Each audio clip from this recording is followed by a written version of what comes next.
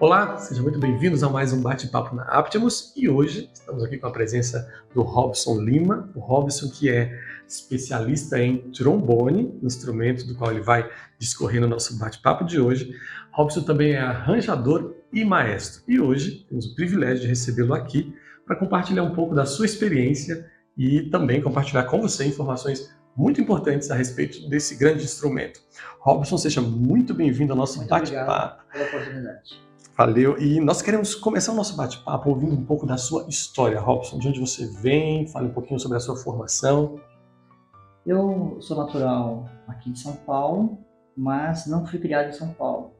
Meu pai era militar, aposentado, ele é aposentado da Polícia Militar, e a Polícia Militar tem um único hospital em São Paulo. Então todas as pessoas do estado de São Paulo, cuja esposa terá neném, tinha que vir a São Paulo. Hoje isso mudou um pouco, mas antigamente, na minha época, 40 anos atrás, 50 anos atrás, tinha que vir a São Paulo. Então eu nasci em São Paulo, mas eu digo sempre que eu sou natural de Ubatuba, porque só vim nascer aqui. Eu fui criado em Ubatuba, numa vila de pescadores que se chama Itamambuca, e eu fui criado neste lugar. E como que eu encontrei a música, né? Tinha uma igreja, Assembleia de Deus, lá na cidade, na igreja em Ubatuba, no centro da cidade. Tinha uma igreja estruturada, com uma banda que nos encantava, uma banda marcial, mas tocava na igreja. Então na banda tinha o seu zabumba, tinha a caixinha de guerra, o prato, né? E tinha trombone, tinha eufono, chamavam de bobardinho, tinha tuba, aquela tuba sousafone, duas, parece, ou três daquela, né? Então, eles tocavam sempre o inário dos pentecostais, que é a harpa cristã, e isso me fez gostar da música. Daí o meu objetivo era tocar na banda, né? Mas a banda estava na cidade. Então, como que a gente ia fazer para tocar na banda? Daí meu pai tinha aprendido trompete, porque minha mãe era natural de lá, né? Meu avô. Então, assim, pessoas mesmo que tinham uma vida quase de indígena, assim. A gente caçava, pescava e plantava. Então, meu pai era fotógrafo e daí ele congregou em São Paulo, numa igreja que tinha banda, e ele tocava trompete nessa igreja. E daí meu pai solicitou foi na sede, que era o central da igreja da cidade, ainda chamava sede, né? Que tinha a banda, né? E pediu lá os instrumentos que estavam parados. E tinha. Daí eles mandaram para nós um trombone quebrado, um trompete quebrado também e uma requinta em mi bemol. Você imagina a salada que deu isso, porque a gente não entendia as questões da transposição e tal, né? Meu pai era uma pessoa que sempre dava jeito em muitas coisas. Então chegou o instrumento, meu pai sabia a escala do trompete, e aí a gente ia fazendo, onde que é dó. Então você vai fazendo aquilo, sabe? Aquela coisa de ninguém sabe nada, então vamos tentar fazer alguma coisa. E daí eu experimentei o trompete, não consegui tocar. E experimentei o trombone, também de cara, não consegui tocar. Mas a requinta, a hora que eu soprei, saiu o som, porque é um instrumento de embocadura diferente, né?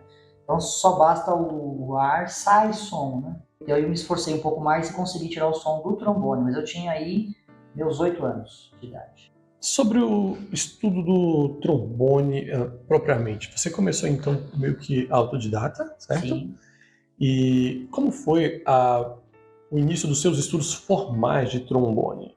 A quem você teve de recorrer? Que caminhos te levaram à especialização nesse instrumento? Então, eu cheguei até a universidade com estudos autodidáticos. E foi muito ruim isso, porque eu cheguei com um monte de problemas. Muitos problemas. Problemas de respiração, problemas de embocadura, problemas de coluna de ar, instável, muitos problemas. Quando eu fiz 15 anos, eu quis estudar processamento de dados. Na cidade não tinha esse curso. Daí eu vim para São Paulo, eu tinha 14 anos. Então eu trabalhava de dia, e fazia minha comida, lavava minha roupa, eu me virava, eu tinha só 14 anos. Veja como o país mudou, né? Hoje tem homem de 30 anos que não sabe lavar louça, né? Então, daí eu trabalhava de dia e estudava de noite. Daí, quando eu cheguei em São Paulo, foi um choque de realidade.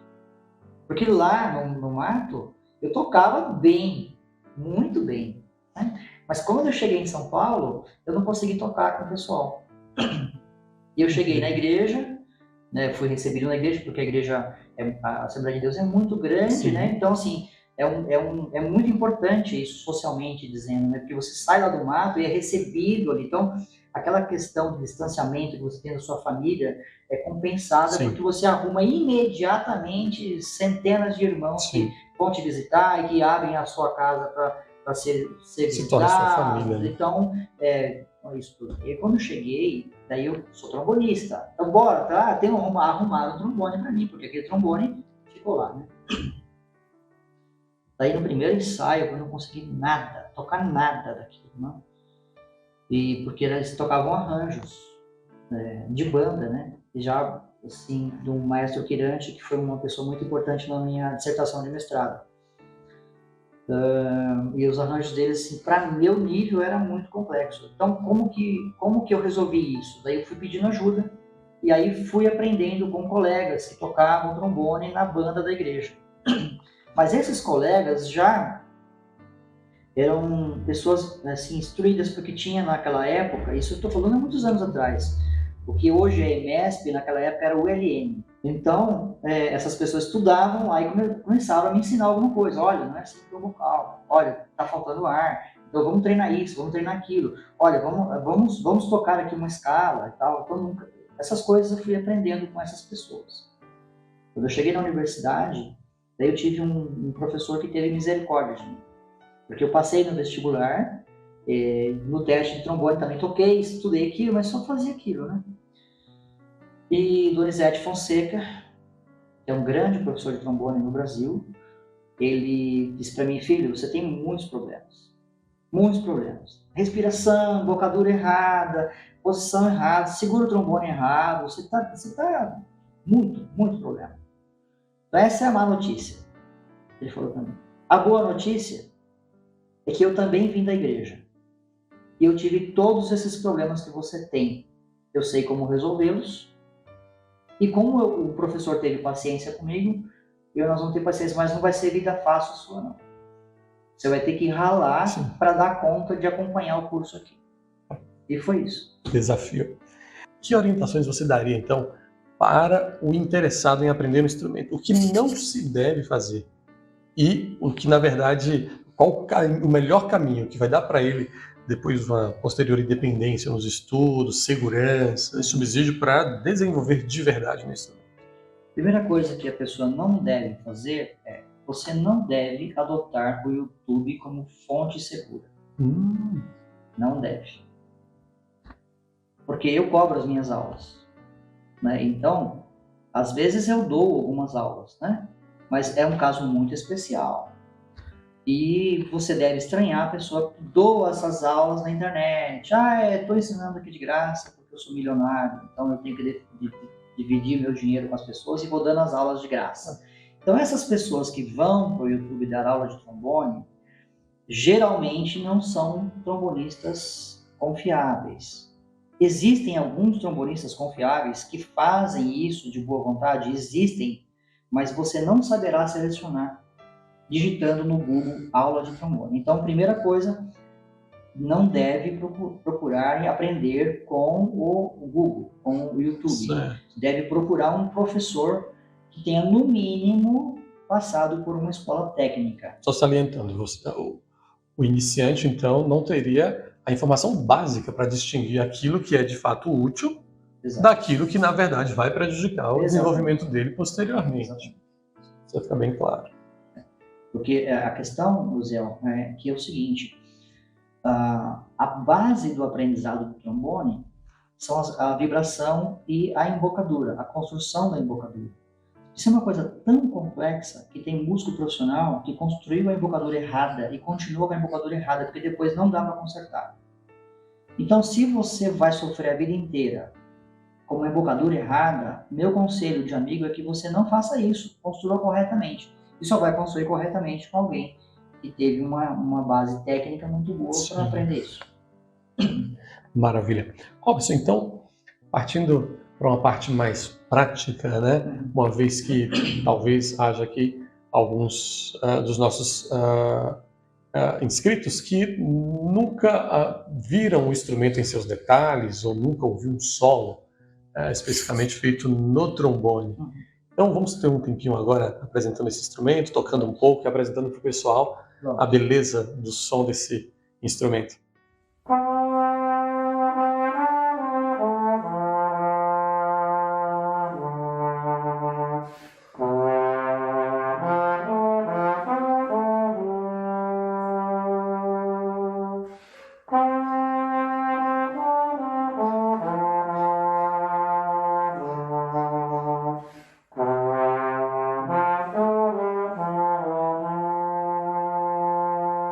Robson, voltando então ao nosso bate-papo, fala um pouquinho pra gente a respeito do uso de instrumentos de sopro no culto.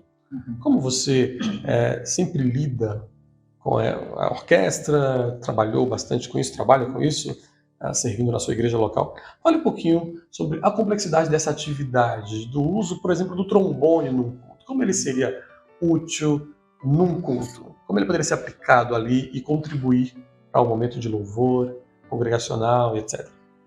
Bom, a observação que eu farei sobre o trombone serve para todos os demais instrumentos usados no culto. E uma coisa que a gente precisa prestar atenção é que a igreja é uma coisa em construção. Agora está em desconstrução, mas foi sempre em construção. Né? Martinho Lutero, ele achou interessante que se valorizasse o texto, porque o texto cantado deveria ser a palavra. Também não é mais, hoje se sabe, mas deveria ser a palavra.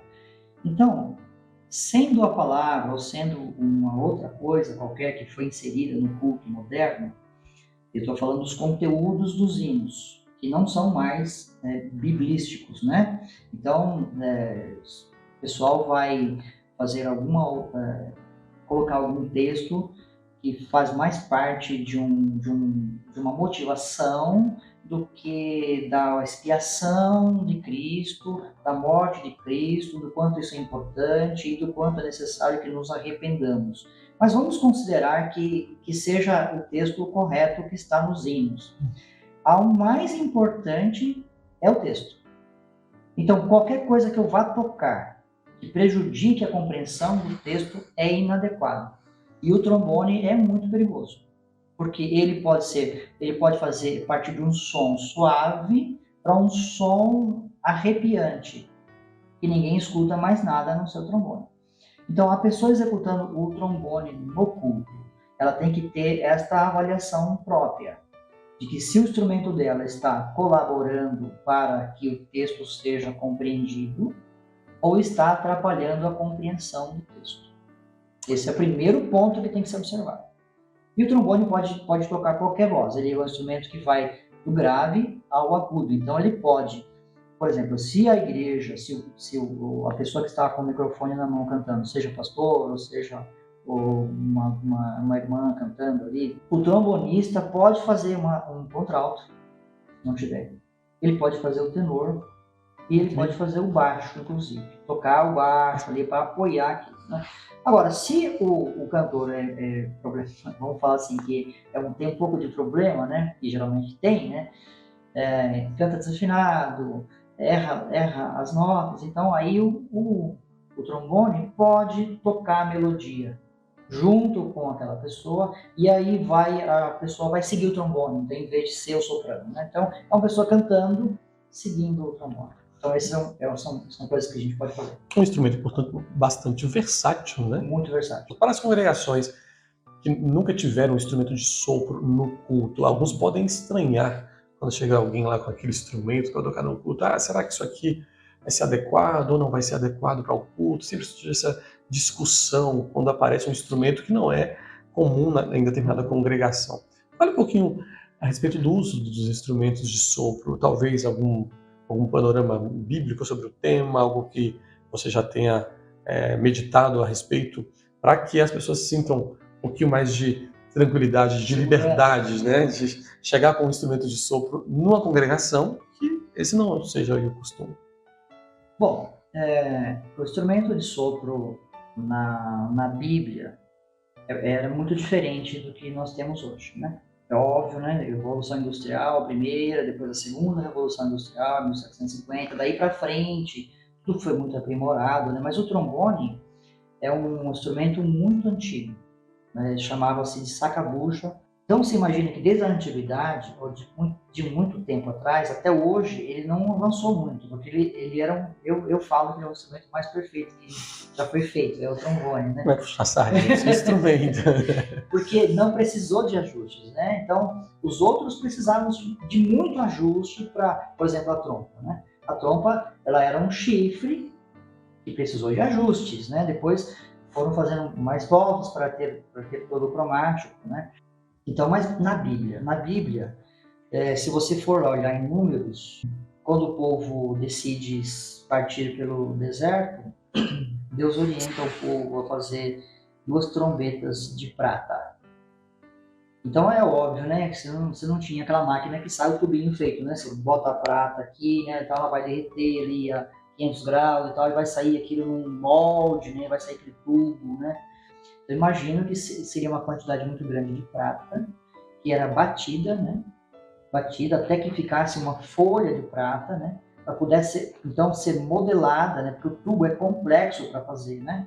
Essas trombetas que a Bíblia fala, o mais natural é o shofar, que era de chifres, mas tinha a mesma característica da feita de prata. A feita de prata eram 2. E aí o som dela era feito para quê? Não era para louvar, não era nada, era para chamar o povo. Havia uma função muito específica. Chamar as pessoas. E as trombetas eram assim também. Tinha o toque para juntar o povo, para se retirar, e tinha o toque para chamar o povo para uma reunião. Então, biblicamente, tinha essa função. Passado o tempo, já que muitos anos depois, aqui já perto de Salomão, isso foi aprimorado, e daí eles tinham, talvez podia até ser fundido isso e tal, mas tanto o chifre quanto a trombeta tinha mais ou menos 50 centímetros. Era o tamanho que tinha, que era o tamanho do shofar. Como esse instrumento tem sido utilizado ao longo dos últimos séculos na igreja? Talvez obras sacras que utilizaram, que marcaram o uso desse instrumento de alguma maneira? Bom, a gente sempre vai ter que olhar para a música erudita, né, Zé? Porque a música eu não posso nem dizer que seja popular, mas a música do povo, feita pelo povo, assim, ela se perdeu. Porque as igrejas não tinham essa preocupação. Mais basicamente, a gente vai olhar que Bach usava os trombones nas suas obras. E quais eram esses trombones? Eram os sacabuchos. Daí para cá, as igrejas usavam também. Se você vai para os Estados Unidos, então você tinha lá o uso desses instrumentos na igreja mesmo, assim, acompanhando, como eu te falei, acompanhando uma melodia, né? Ou fazendo, se a igreja era de negros, fazendo improvisos. 1 Crônicas 15, quando tem a organização, você vê que tem 10 cordas, alaúdes e harpas. 10 pessoas que tocavam esses instrumentos. Uma percussão, podia ser de tambor, não está escrito lá, está escrito só que é percussão. Mas se você vai em 1 Samuel, você vê que eram tambores. Então você tem uma percussão, veja o equilíbrio disso. E você tem 2 trombetas, possivelmente o shofar. Então você percebe o equilíbrio? Se você bota 10 trombones, vamos dizer que o shofar é um trombone, você põe 10 trombones e uma flauta, você põe 10 trombones e uma corda, você põe 10 trombones e um cantor, daí você destrói o texto, né? Mas tem outro, em 2 Crônicas tem uma outra reunião, eles têm a ideia de colocar todos os cantores, todos os levitas que eram especialistas, né? Não é aquele cara que acorda, sou cantor, né? Então você pensa, as pessoas cantando, pessoas com, talvez tinham técnica de respiração, técnica vocal, cantando uníssono, né? O Senhor, cantando isso, 280, quantos instrumentos precisa? Daí está escrito na Bíblia que foram 120 trombetas, talvez de chifre, não aquelas duas, né? Então, essa questão que é importante que os irmãos saibam é saber equilibrar isso, né? Ah, mas eu tenho 10 trombonistas, como é que eu faço agora? Eu excluo 8, tiro da igreja, boto na rua? Ô, gente, não, faz uma escala aí, ó. Bota um para tocar domingo de manhã, outro para tocar domingo de noite, um para tocar na terça, na quinta, que ninguém vem, na quarta, o culto sei lá, na ACM, Mulheres Cristãs, bota aí, BNCA, né? Bota espalha isso, né? Pode aproveitar todo mundo, que não pode é botar 10 trombones com uma pequena voz soprano, cantando sem volume, sem nada, porque aí você acaba com o culto. Falta o equilíbrio. Maravilha. Robson, então após ter dado esse panorama muito interessante a respeito do trombone, vamos ouvir um pouquinho mais então? Vamos. E aí com um pouco mais de trombone a gente finaliza o nosso bate-papo de hoje e você fica então convidado para o nosso próximo bate-papo. Muito obrigado, Robson, e vamos ouvi-lo agora um pouquinho mais. Vamos.